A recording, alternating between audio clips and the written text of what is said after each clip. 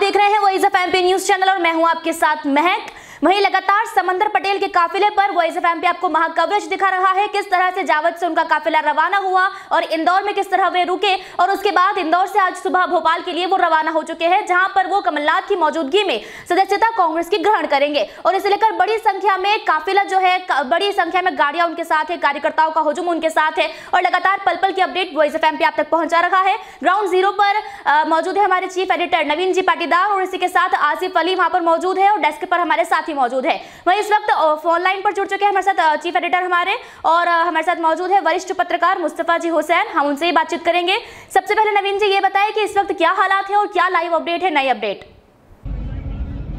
हाँ, मैं अगर बात की जाए तो काफिला जो है अब भोपाल की तरफ बढ़ चुका है, थोड़ी सी दूर और हम भोपाल से हैं। यहाँ पर तकरीबन यूं माने कि तो आधे घंटे में हम भोपाल पहुंच जाएंगे और काफिला बड़ी संख्या में उस काफिले में लोग शामिल है। धीरे धीरे अब जिस तरीके से गाड़ियों का काफिला बढ़ता जा रहा है और सोनकत से भी गाड़ियां जुड़ी है। जिस तरीके से कहा जा रहा था कि जीतू पटवारी सोनकत से जुड़ेंगे, तो गाड़ियां तो जुड़ी है लेकिन जीतू पटवारी अभी तक दिखे नहीं। लेकिन समंदर की गाड़ी सबसे आगे चल रही है और बाकी लाइनें देखी जाए तो 2 किलोमीटर 3 किलोमीटर तक काफिला लंबा दिखे जा रहा है और बड़ी संख्या में यहाँ पर समंदर के समर्थक यहाँ पर मौजूद है और थोड़ी देर में भोपाल के लिए पहुंच जाएंगे। जी नवीन जी, वहीं हमारे साथ मौजूद है मुस्तफा जी भी मौजूद है ऑनलाइन, बात करेंगे उनसे। मुस्तफा जी, आप वरिष्ठ पत्रकार हैं और राजनीतिक मायनों को बेहद करीबी से समझते हैं, तो इस काफिले पर आप क्या कहेंगे राजनीतिक मायनों को लेकर? देखिए महक, जो आज का जो पूरा घटनाक्रम है कहीं ना कहीं इसकी स्क्रिप्ट राइटिंग पहले ही की जा चुकी थी और ये एक तरह से जो मध्य प्रदेश में विधानसभा चुनाव की जो रणभेरी बच चुकी है और बीजेपी और कांग्रेस जिस तरह से जमावट कर रहे हैं चुनाव को लेकर, उसी का ही एक हिस्सा है। और ये स्क्रिप्ट राइटिंग इसलिए की गई कि जावद विधानसभा सीट मध्य प्रदेश की आखिरी विधानसभा सीट है, 230 विधानसभा सीट है। तो आप ये देखिए कि जावद से जब सैकड़ों गाड़ियों का काफिला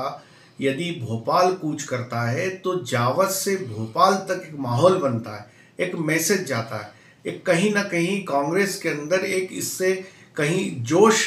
फूंकने का काम करता है। और समंदर पटेल जो हाई प्रोफाइल नेता माने जाते हैं, साधन संसाधन से लेस नेता माने जाते हैं और जिस तरह से उन्होंने पूरी व्यवस्था जुटाई,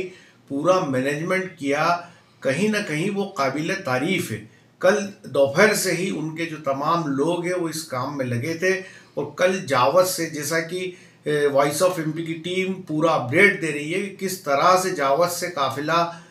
इंदौर पहुंचा, वहां तमाम कार्यकर्ताओं को रोकने की व्यवस्था थी, उनके खाने की व्यवस्था थी और आज सुबह समंदर पटेल के नेतृत्व में ये सैकड़ों गाड़ियां भोपाल के लिए कूच करेगी। और जैसा एडिटर नवीन पाटीदार अभी कह रहे थे कि वो भोपाल की सरहद में प्रवेश करने वाले हैं, तो कहीं ना कहीं जावद से लेकर भोपाल तक एक माहौल बनाने की प्रयास किया गया है और एक ये मैसेज देने का प्रयास किया गया है कि कांग्रेस को लेकर कितना उत्साह जो है पार्टी के अंदर है। और समंदर पटेल की तरफ से भी एक मैसेज दिया गया है कि उनके कांग्रेस में आने के बाद किस तरह से हवा का रुख बदलने लगा है। और जैसा कि माना जा रहा था कि समंदर यदि कांग्रेस के होते हैं तो निश्चित तौर पे नीमच जिले में बीजेपी के लिए बड़ी चुनौती होगी। और आज जिस तरह से, जैसा कि नवीन अभी बता रहे थे कि 2-3 किलोमीटर लंबी जो लाइन है, जो गाड़ियों का जो कारवां है, जिस तरह से सड़कों पे दिख रहा है, उससे ये मैसेज देने में समंदर कामयाब हुए हैं कि वो ताकतवर नेता है और जावद में और नीमच जिले में बीजेपी के दांत खट्टे करने के लिए वो पूरी तरह तैयार है। जी जी मुस्तफा जी, अगर बात की जाए तो विधानसभा चुनाव से पहले ये कार्यक्रम हो रहा है और वो भी बहुत करीब है और ऐसे में हाल ही में जो है बीजेपी ने भी अपनी सूची जारी कर दी है और ये कार्यक्रम भी आज होना है, क्या कहेंगे? देखिए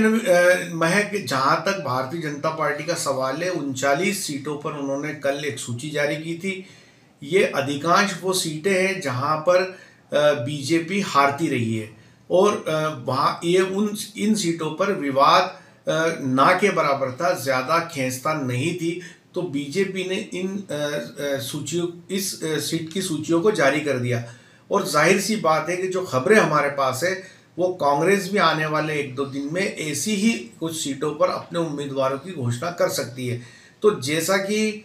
सबको पता है कि 2024 में देश में आम चुनाव है उससे पहले इस साल के आखिर में हिंदी पट्टी के राज्यों में विधानसभा चुनाव होने हैं। तो ये जो विधानसभा चुनाव है इनको सेमीफाइनल माना जा रहा है और जाहिर सी बात है कि इस हिंदी पट्टी में बीजेपी और कांग्रेस ही प्रमुख राजनीतिक दल है और दोनों इस बात पर बाजी लगाए हुए हैं कि इन विधानसभा चुनाव में वो जीत कर निकले ताकि आने वाला जो आम चुनाव है उसमें इसका फायदा मिल सके। उसी के मद्देनज़र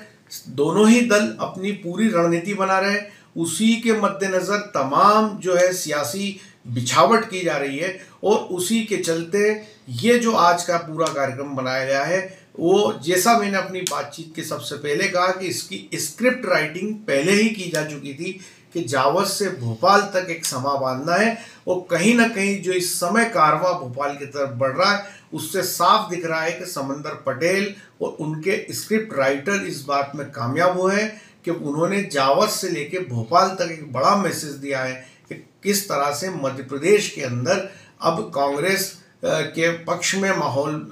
बनता दिख रहा है और समंदर पटेल के पक्ष में माहौल बनता दिख रहा है। तो अभी कुछ ही देर में जैसा नवीन हमारे साथी अभी बता रहे थे कि भोपाल में समंदर पटेल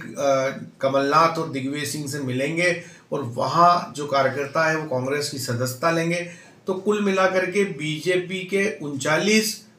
विधानसभा सीटों पर सूची जारी करने के बाद आज कांग्रेस का ये प्रदर्शन काफ़ी मायने रखता है। और एक और ख़ास बात है कि जिस तरह से वॉइस ऑफ एमपी की टीम कल रात से ही पल पल का जो अपडेट दे रही है, जो राजनीतिक घटनाक्रम मध्य प्रदेश में तेज़ी से घूम रहा है और जिस तरह से एडिटर नवीन पाटीदार और हमारे तमाम साथी इस काम में लगे हुए हैं, तो निश्चित तौर पे मैं उनको बधाई दूंगा कि इस तरह से तमाम घटनाक्रम से वो अपने दर्शकों को अवगत करा रहे हैं। जी नवीन जी, मैं अपना आखिरी सवाल रखूंगी कि किस तरह से आप ग्राउंड जीरो पर मौजूद है और वहां पर जो भी मुस्तफा जी ने बताया कि जो राजनीतिक मायने हैं और उन्होंने इस पर बड़ी बात बताई है, तो वहां पर आप ग्राउंड जीरो पर मौजूद है, तो इस वक्त वहां पर क्या हालात है और आप क्या बोलेंगे इस पर, और भोपाल जो है कितनी देर है पहुंचने में वहां पर? महक,